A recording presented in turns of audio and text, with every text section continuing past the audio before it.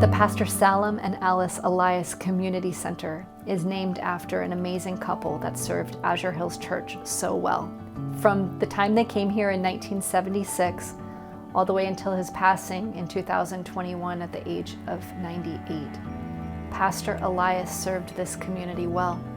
He loved this community deeply, with wide open arms, showing us Jesus, what his love looked like. He was one of the first people I would see on Sabbath morning, because he would position himself in the foyer of the church with a big smile and welcome as he was greeting the church family coming in. You literally could not walk into this church without seeing Pastor Elias.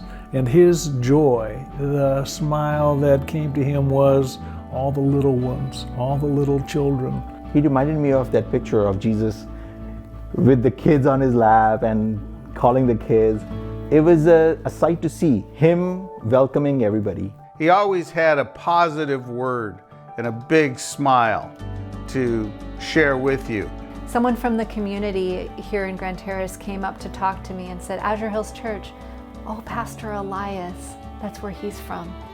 And come to find out as the story unfolded that he had faithfully called her every Christmas, long after she had had brief contact with the church, and then he kept her on the call list and kept ministering to her all of those years. It was really moving to me to see the longevity of his investment in people's lives. My wife was a Seventh-day Adventist, and because of her I used to come here.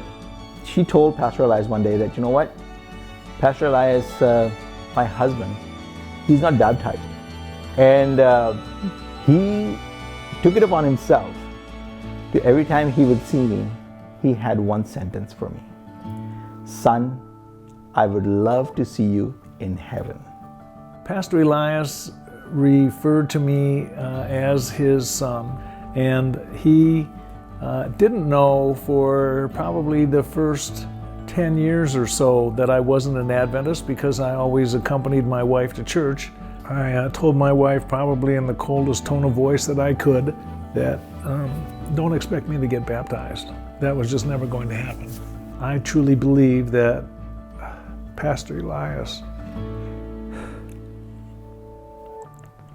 was put into my life as a messenger, in the strict biblical sense of messenger. He gently and kindly always approached me. Would you like to study the Bible with me, my son? Anytime you're ready, all you have to do is say, no thank you, Pastor Elias, I appreciate it, thank you. That was my typical response. It just struck me like a bolt of lightning, is the only way I could say it. I told myself how lucky I was one morning and realized, no, you're not lucky, you are blessed.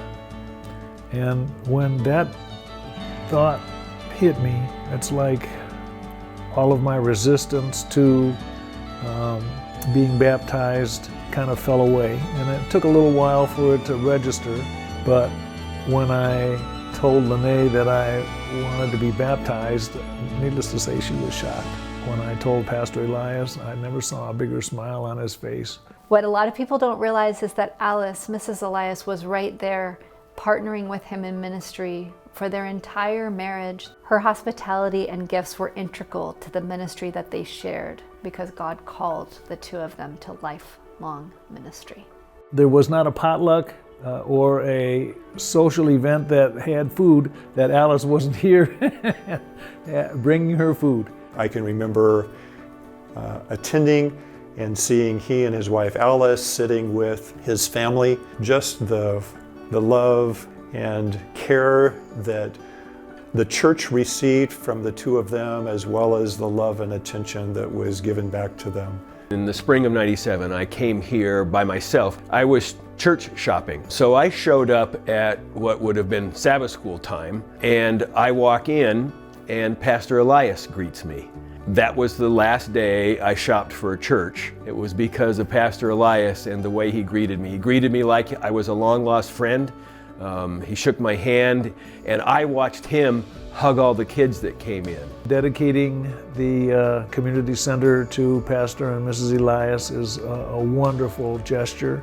It's the children that are his legacy. I would be surprised that there's any person who came to Azure Hills as a child and didn't feel a certain connection to Pastor Elias.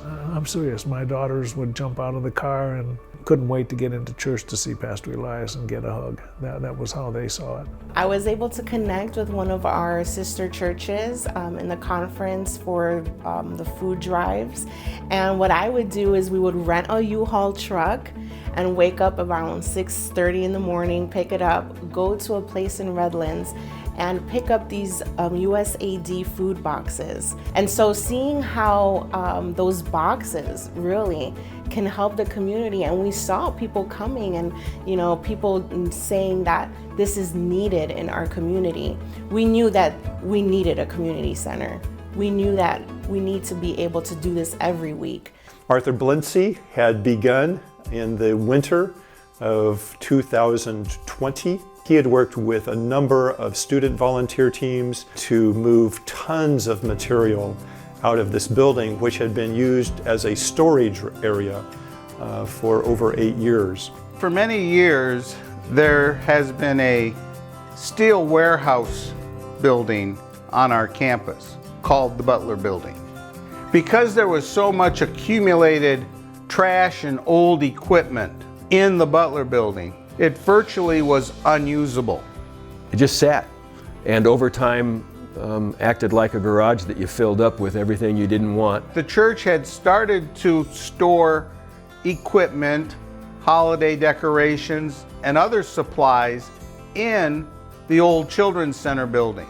And if it hadn't been for the fact that we took the time to empty and organize the Butler Building, we never would have had the opportunity to renovate the Elias Center, because there was no other place on campus to store those items. We've finally taken and repurposed a building that has just been a closet forever. We had a series of 6 work bees. We had volunteers coming every Sunday to be removing carpet, to be taking tile out of our kitchens. I think the most exciting thing about the future is that we will have the opportunity to maximize the potential of our full 10-acre campus. When you stop to think that we have a beautiful sanctuary, a large fellowship hall, a ministries building, the Elias Center, pickleball, basketball courts, an outdoor open-air platform area that can all be utilized at the same time. Not to mention, during the week, we have our Children's Center that meets the needs of our community as well. Fortunately, the community center had a task force assigned to help guide both the function of this building as well as what this building was going to look like. It's been really exciting to see the transformation of the community center, the whole design aspect. I'm really passionate about interior design, and just being able to witness the design has been amazing. And I'm excited to see how this can reach not only our church community, but the community at large. It's awesome to see vision come to reality. I'm amazed, and I can't thank God enough for this. Now that the project is completed, it shows the partnership and collaboration and the dedication of the church members and the leadership. And I think this is a blessing that we can carry on and propel for the next project. Having a space dedicated for young adults is very exciting, because to have a place that's their own to come together and just be worshiping and gathering, and a place that feels contemporary and a little modern, it just was a wonderful thing to be part of, to make that come together.